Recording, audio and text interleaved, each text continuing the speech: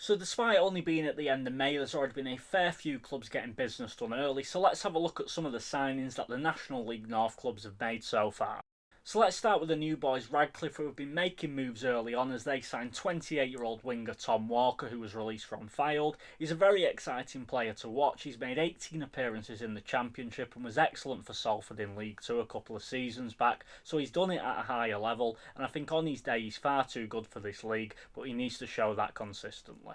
And Radcliffe have also signed centre-back Brad Roscoe from Northern Premier League side Hyde United. He spent 4 seasons at Hyde and the last 2 seasons as a club captain. He actually started off at Hyde as a left-back, then they moved him into centre-back, and he's always performed well for them, so let's see if he can make the step up. Now let's go to another newly promoted side, and that is Marine, whose first signing is winger Adam Thomas, who was released by Chester. Now he didn't have a great 2 years at Chester, he was injured for a lot of that time, and even when he was fit he didn't quite fit into the system. Under Callum McIntyre, Chester don't play with wingers, so he was a winger in a team that doesn't play wingers, but we saw before his move to Chester at Curzon Ashton, he was tearing defences apart in this league, and if Marine can keep him healthy and get him playing in a system where he fits naturally, they've got a very good player on their hands. Now on to Scarborough, whose first signing of the season is midfielder Kieran Lynn, who returns to Scarborough. He was a key player for them in the side that got promoted out of the Northern Premier League, but it didn't quite work out for him at Fylde. He never seemed to get a proper run of games, and he spent the last 3 months of the season on loan at Chorley, where he was superb.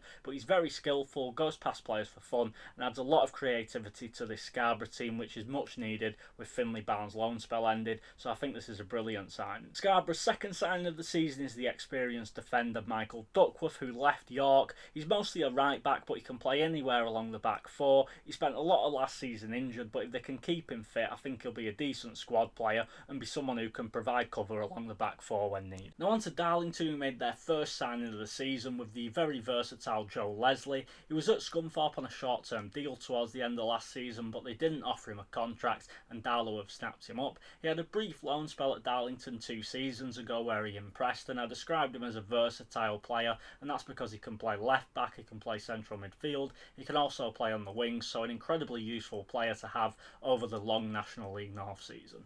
Now let's move on to Chester, whose first signing of the season is centre-back Ben Pollock from Spennymoor. Now this is a really good signing as he was excellent last season for Spennymoor. The season before that he was Boston's Player of the Year. The season before that he was Hereford's Fans Player of the Season, so he's proven at the National League North level. And if Matty Williams does end up leaving Chester, which is looking likely, I think Pollock is an excellent replacement for him. Chester's second signing of the season is holding midfielder Jack Bainbridge from Marine. Now a common complaint from Chester fans last season was that the midfield didn't work. It was made up of small technical ball playing midfielders. They didn't have any physicality or bite, but at 6'3" and with his work ethic, Bainbridge can definitely provide that, and I think adding him into that midfield alongside the more technical players like Glendon and Weeks should provide them with a bit more balance in midfield. Now on to Spennymoor, and I mentioned that centre-back Ben Pollock had left for Chester, and they also lost their other centre-back in Lebron and Becker, so the Moors are looking for a new centre-back pairing, and they've already found one of their replacements, and that is Dan Rowe from Whitby Town.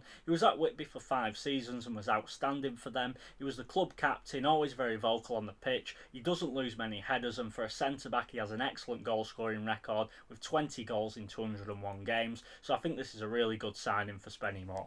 And sticking with the Moors, their second signing of the season is right back Dane Burlace from Bishop Auckland, where he did very well for them in Step 4, being one of their best players last season. He's a good defender, but he likes to get forward and provide a threat attacking wise down the right, and he looks like he could be a promising signing. Now on to Buxton, who've got a lot of business to do. They've moved from being a part-time club to a full-time club this season, which always means a lot of players leaving, and from last season they've only managed to retain 4 players, so they needed to start getting their business done early, and that's exactly what they've done with the signing of 22-year-old midfielder Callum Lee, who was excellent for Bamber Bridge in the last 3 months of the season. He was very impressive for my local club Clitheroe 2 seasons back, and he seems to excel at every club he's been at. He's full of energy, very capable of scoring a worldie, and I'm excited to see how he does for Buxton. Now on to Buxton's second signing of the season, and that is attacking midfielder Ethan Fitzhugh, who was very highly rated in the Leicester City Academy. At the age of 16 he was on the bench for Leicester in a Europa League game and was as a key player for the under-18s and under-21 side,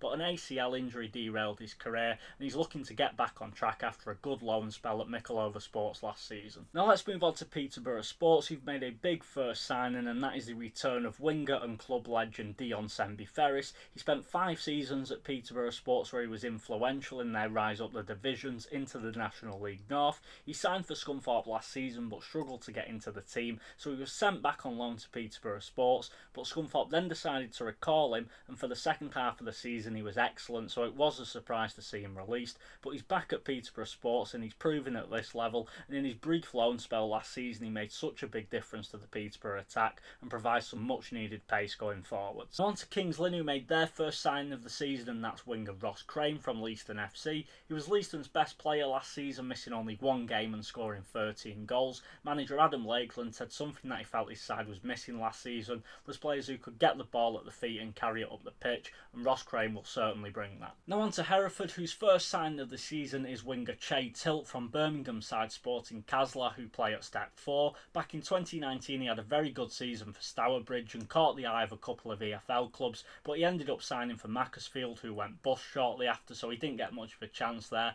and since then he's dropped down a couple of divisions, but a good season at Step 4 has seen him get his move to Hereford, and let's see if he can make the step up. They want to Alfreton, who made their first signing of the summer, centre-back Max Hunt from local rivals Buxton, and he's a very Alfreton type player. Alfreton are a big physical side, and at 6'6" he'll fit in very well, but it's a big loss for Buxton as he's a solid centre-back and had a very good season last year. He was voted the Players' Player of the Year. He's done well previously at Aldershot and at Yeovil, so it's a surprise that he's not at the National League level, but a good signing for Alfreton. Now Alfreton's second signing is another centre-back, and that is Adam Anson, who was released by Southport, which was a big surprise. Anson is a very good defender, comfortable on the ball, and has been one of Southport's best players for the last 4 seasons, so it was a shock to see Southport weren't going to offer him a contract, but I think this is a very good signing for Alfreton. And let's move on to Southport, and with releasing Adam Anson and also another centre-back in Declan Evans, they need to strengthen in that area, and their first signing of the season is Nathaniel Knight-Percival. He was a very good EFL player back in his day, and he spent the last 2 seasons at Kidderminster,